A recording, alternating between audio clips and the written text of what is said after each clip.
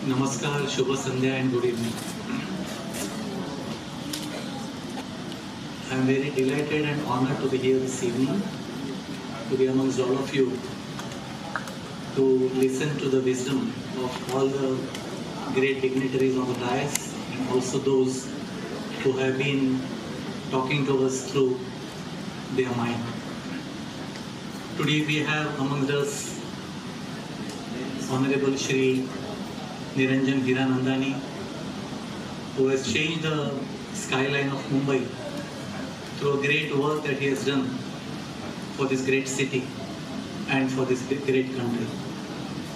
We have Shri Nanik Rupani, who has been a pillar of strength to age group of 10 to 80 probably, because he has been inspiring everybody, not within the city of Mumbai, but all over the world.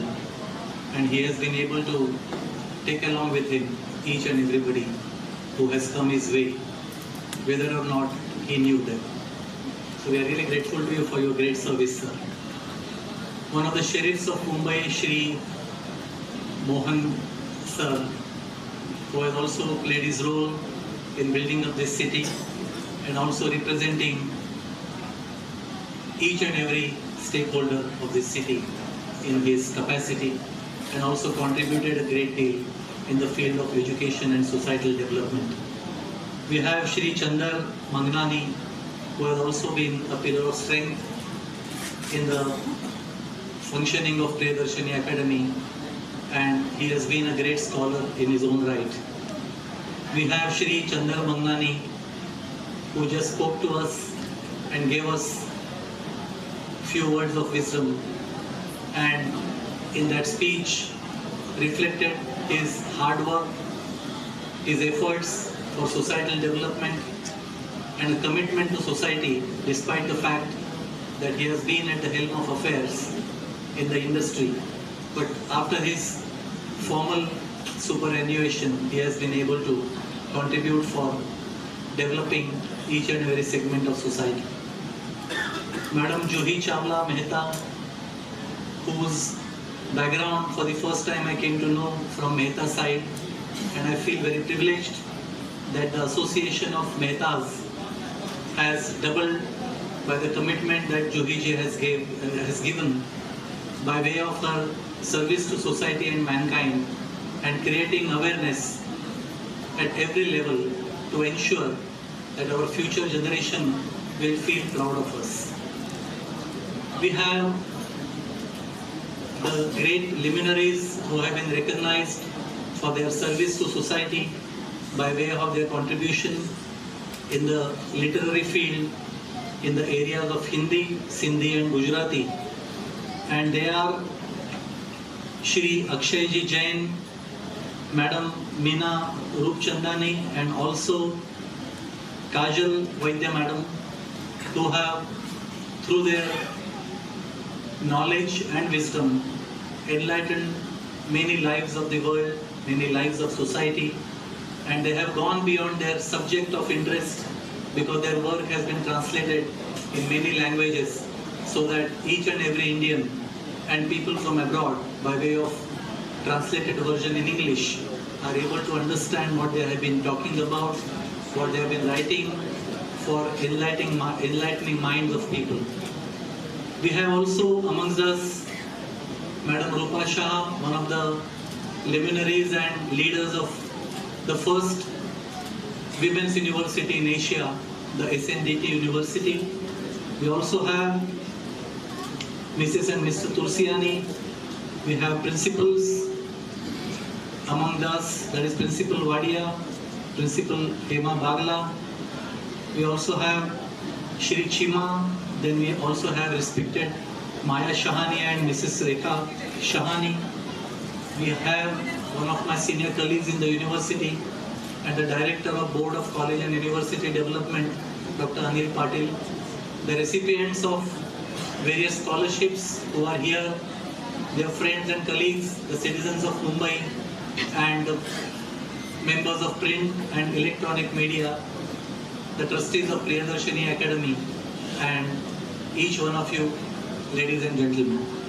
It's a great day today, which coincides with the World Forestry Day, that is 21st of March. And like how you sow the seeds, which gets converted into a tree and ultimately results into a forest. We are sowing the seeds for tomorrow's India by way of encouraging our youngsters, which constitute, as mentioned by Shri Hiranandani, 60% of our population. There is definitely a pride in thinking that our country is one of the youngest nations in the world in the 21st century. But it is also sad to know that 93% of our undergraduates do not get a chance to go for post-graduation. And particularly in the areas of gender, the girl child, the dropout ratio is about 78% when a girl wants to go for undergraduation from 12th standard. And therefore, when we look at future of our country, we have to ensure that education is a must. It has to be mandatory. Like how you start walking without learning how to walk. We should be able to get into education without even thinking about doing anything else. And therefore, those parents who have been able to imbibe the qualities of education, particularly the communities which remained here, which came from outside India after partition and enriched lives of people from India, from the erstwhile India, and became part of it. They acted as water, whatever color was put in, they became the liquid of that color. And the communities like Sindhis have played a very important role in the nation building. They have not restricted themselves to their own community, but they have actually contributed in the nation building by contributing immensely in the field of education in particular. We have in the University of Mumbai 800,000 students. And out of 800,000 students, 5% of the students are studying in the institutions established by Sindhis. And it's a large number. I therefore want to congratulate the Sindhi community in particular for their immense potential, for their sharing of knowledge, for their sharing of wealth, and also for their sharing of wisdom for the great nation building. It is therefore a great feeling to be here, though it is a program of Priyadarshini Academy. The founders and the presidents and the trustees who belong to Sindhi community, they deserve this recognition and appreciation. On behalf of University of Mumbai, we are doing every effort to ensure the students whom we are not able to reach through education can be reached through the students who are studying in the university, and we ensure that they are brought to a level of not only able to stand on their own feet, but also contribute to uplifting the lives of those who do not get an opportunity to go for education. The University of Mumbai is among 800 universities in the country. But in the last few years, we have shown that like we are the oldest university in India, we are celebrating our 160th year of excellence this year, and on 18th of July, we would have completed 160 years of our existence. And despite the fact that we are the oldest, we are also the first university and the only university who has taken a giant leap in terms of revising curricula in all the subjects that we teach, which are more than 400.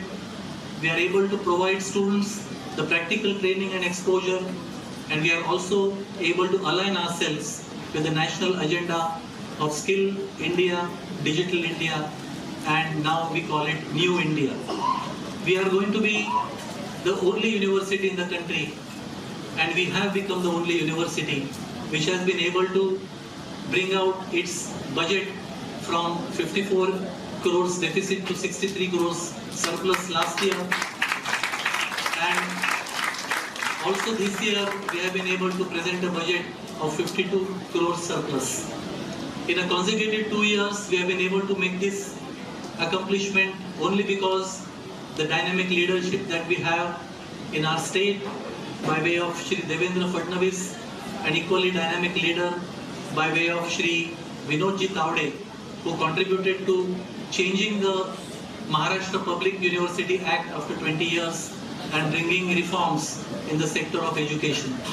The Kalina campus that you see today will have a different face within 10 years from now, and we are going for 120,000, 1 crore 20 lakh square feet of construction in the Kalina campus within the next 10 years, which will require about 3,500 crores. But the university has already generated about one-sixth of this amount, and we are sure that within the next few months we would have got our master plan approved by the government, where we will have a residential facility for at least 10,000 students.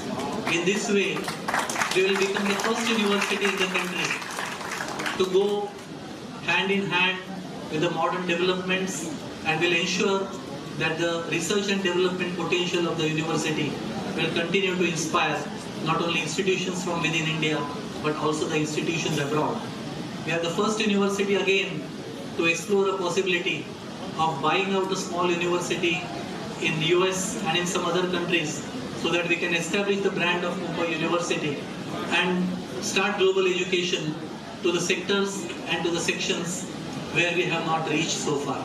In this way, by way of taking inspiration from Priyadarshini Academy, which actually provide fellowships to several hundreds of students, as it was proposed and appealed by Shri Israni, that you have to give back something to society, like how Juhi ji is doing, despite the fact that she has been at the helm of affairs in her own field for more than 2 decades, but she is continuously giving back something to society by way of choosing roles which believe in societal development, and also by contributing her own time for creating societal awareness in various fields of environment and development.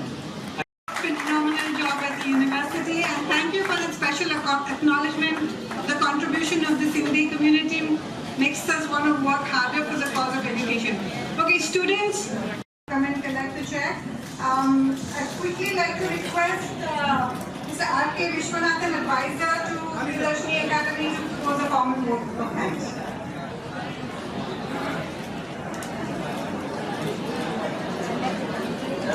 Good evening, ladies and gentlemen.